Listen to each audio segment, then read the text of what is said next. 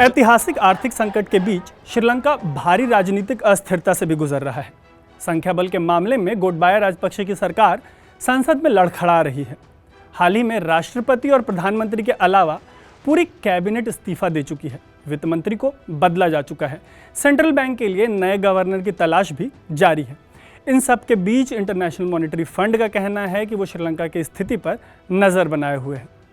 Media reports में experts के हवाले से कहा जा रहा है कि भारत जैसे पड़ोसी देश की मदद के बावजूद श्रीलंका में स्थिति सुधरने में कम से कम 6 महीने तक का समय लग सकता है। इस बीच श्रीलंका के तमाम बड़े शहरों में सड़कों पर प्रदर्शन की आग जो है वो बेहद तेज हो रही है। इस देश में राष्ट्रपति के पास अकूत ताकत होती है।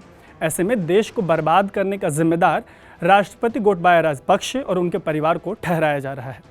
श्रीलंका में हर विकट परिस्थिति में इमरजेंसी लगा दी जाती है। हालांकि अभी जो आर्थिक संकट चल रहा है उससे जुड़ी जो इमरजेंसी लगाई गई थी उसको हटा लिया गया है।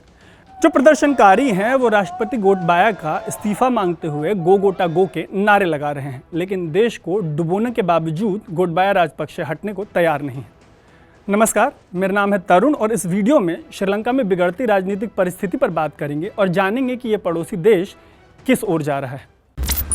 तो बात को आगे बढ़ाते हैं अंग्रेजी की एक कहावत से। अंग्रेजी में कहते हैं success has many fathers but failure is an orphan. Hindi में इसका मोटा मोटी मतलब ये होगा कि जब आदमी सफल होता है तो क्रेडिट लेने के लिए ढेरों लोग आ जाते हैं, लेकिन अपनी असफलता में वो अनाथ हो जाता है। यही हुआ वंशवाद की राजनीति करने वाले राजपक्षे परिवार के साथ। श्रीलंका के हम्बनटोटा से आने वाले राजपक्षे परिवार की ये तीसरी पीढ़ी है जो देश की राजनीति कर रही है। राष्ट्रपति गोटबाया और प्रधानमंत्री महिंदा एक ही परिवार से आते हैं। 2019 के श्रीलंका चुनाव में गोटबाया देश को सुनहरे सपने दिखाकर सत्ता में आए। उन्होंने टैक्स घटाने जैसे जो वादे किए थे उन्हें पूरा भी किया, लेकिन कोविड, खेती में फर्टिलाइजर के इस्तेमाल पर रोक, चीन के कर्ज और रूस यूक्रेन युद्ध जैसे कई कारणों ने देश की जो अर्थव्यवस्था है उसकी कमर तोड़ दी। जाहिर सी बात है कि जब आप 3 पीढ़ी तक राजनीति करेंगे तो ऐसी परिस्थिति में लोगों का गुस्सा अपने चरम पर होगा, और ऐसा तब और ज़्यादा होगा जब आपका देश पहली बार ऐसी विकट परिस्थिति से गुजर रहा हो। ऐसे में हुआ ये कि जब राजपक्षे परिवार अपनी बुलंदी पर था तो उन्हें सबका साथ मिला, लेकिन अब अपने भी पराये हो गए हैं। श्रीलंका पीपल्स फ्रीडम अलायंस नाम का गठबंधन श्रीलंका की सरकार चला रहा है। देश पर आई इस विपत्ति के बाद 40 लॉ मेकर्स इस गठबंधन को छोड़ चुके हैं। हालांकि ऐतिहासिक आर्थिक संकट के बावजूद ना तो विपक्ष पाकिस्तान की तरह नो कॉन्फिडेंस मोशन लाने के मूड में दिख रहा है और ना ही राजपक्षे परिवार सत्ता पर अपनी पकड़ को कमजोर होने देने को तैयार है।